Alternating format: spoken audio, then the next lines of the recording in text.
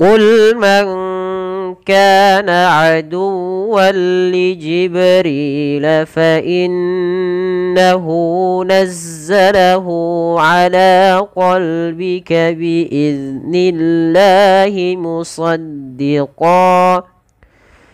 مصدقا لما بين يديه وهدى وبشرى للمؤمنين.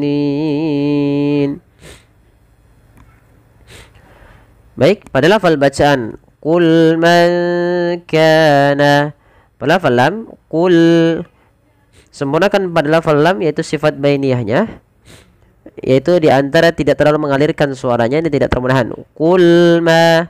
Qul man ka. Kemudian pada lafal nun mati bertemu kaf, di sini samarkan suara nunnya kepada huruf kaf karena di sini ada bacaan ikhfa hakiki, yaitu cara membacanya adalah menyamarkan suara nunnya kepada huruf kaf, maka langsung kepada makhraj daripada huruf kaf dan ditahan 2 harakat. Kemudian pada lafal kana ada mad tabi'i fathah bertemu alif. Aduwwal li Jibril, pada lafal wal li Jibril di sini ada fathatain atau kita namakan dengan tanwin, yang dimana tanwin itu pada dasarnya adalah bunyi suara nun sukun, nun mati. Maka aduwan sama dengan aduwan dengan nun mati. Maka ketika ada tanwin bertemu dengan lam, maka tanwinnya masuk kepada huruf lam dan kita baca dengan bacaan idgham bila gunnah atau idgham biduni gunnah.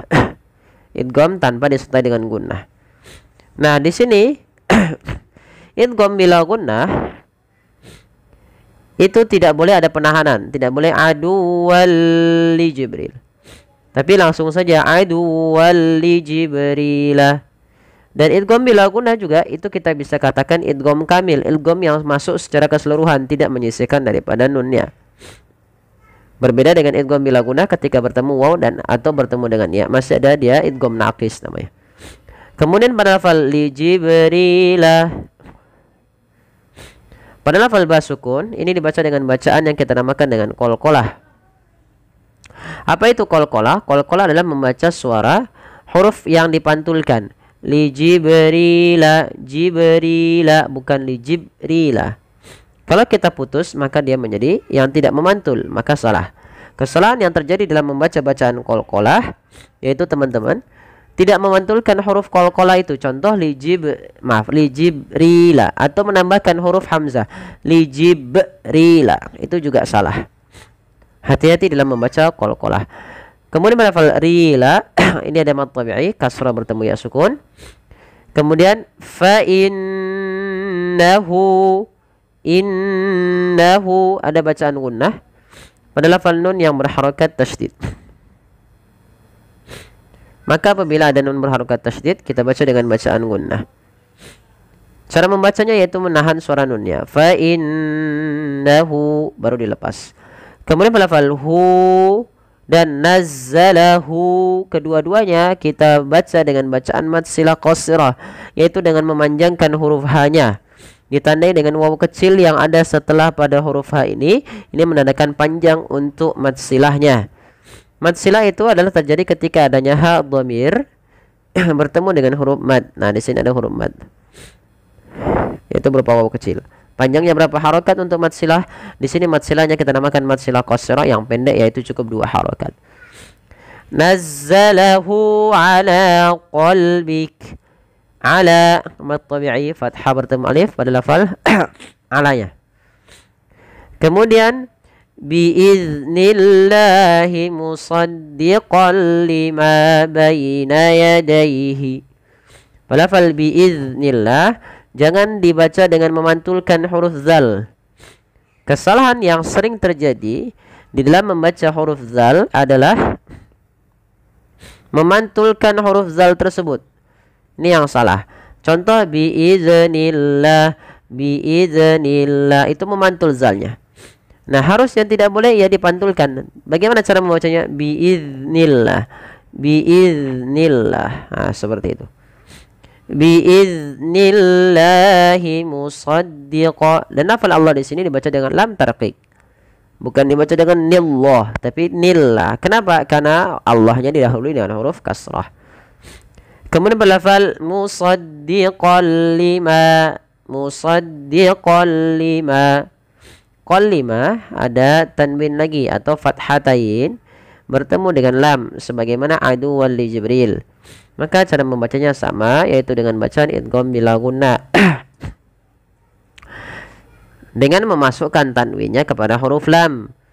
Idgham itu pada dasarnya adalah memasukkan tanwin atau suara nun sukun kepada huruf setelahnya, dan di sini kita masukkan kepada huruf lam. Musaddiqal lima. Awalnya dibaca musaddiqal lima karena bertemu lam, masuk tanwinnya kepada lam, nunnya hilang. Musaddiqal lima tanpa ditahan. Kemudian lafal lima mad tabi'i fathah bertemu alif.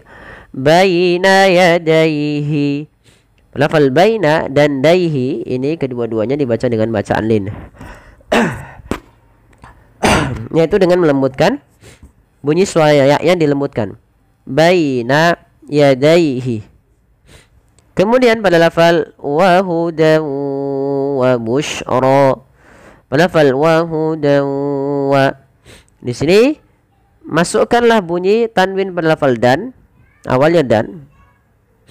Karena ia bertemu waw, kita masukkan tanwinnya kepada huruf waw. Wa hudaw wa. Itu langkah yang pertama. Nah, hukum tajwidnya pada lafal bacaan ini dinamakan dengan idgham bi gunnah atau idgham ma'al gunnah. Idgham yang disertai dengan gunnah. Nah, di sini idgham bi gunnah juga bisa kita namakan dengan idgham naqis. Ya, idgham bi gunnah yang dia naqis, tidak sempurna diidghamkannya, masih menyisakan sedikit bunyi suara nun. Maka wa hudan wa rahma wa hudan wa busyra. Nah, sambil masuk dan ditahan. Kemudian lafal wa busyra shin itu memiliki salah satu sifat namanya tafasyi. Apa itu tafasyi? Yaitu intisyarus saut, menyebarnya suara di dalam mulut. Ash tidak dibaca wabusra. Jangan dibaca dengan sin mengalirkan nafasnya, tidak. Karena shin itu ya fahassahu syakhsun sakat. Memang ada sifat hamasnya, tapi yang lebih kita tonjolkan adalah sifat tafasyinya, intisyarus sautnya. Wabusyra. Ya. Kemudian pada lafaz ra dibaca dengan tebal ro-nya, dan ini bukan wabusyroya ya, tidak dibaca wabusyroya, tapi wabusyra lil mu'minin. Hamzah tidak boleh diseret, dan dia harus dijelaskan suara bunyinya, penahanan daripada suaranya dan penahanan dari nafasnya. Wabusyra lil mu'minin. Kemudian pada lafal lin ada bacaan mad arid disukun, yang dimana ia terjadi disebabkan karena sukun arid ketika kita mewakafkan suara nun di sini. Awalnya mu'minina, karena kita wakafkan nunnya menjadi sukun arid.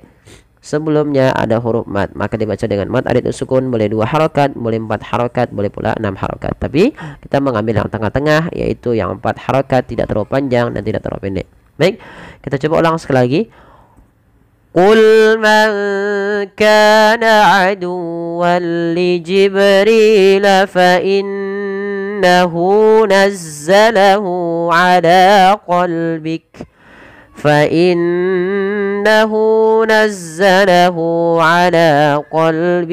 biiznillahi musaddiqan lima bayna yadayhi. مصدقا لما بين يديه وهدى وبشرى للمؤمنين. Sadaqallahul azim. Semoga bermanfaat. Mohon bantuannya untuk like, share, dan subscribe. Terima kasih.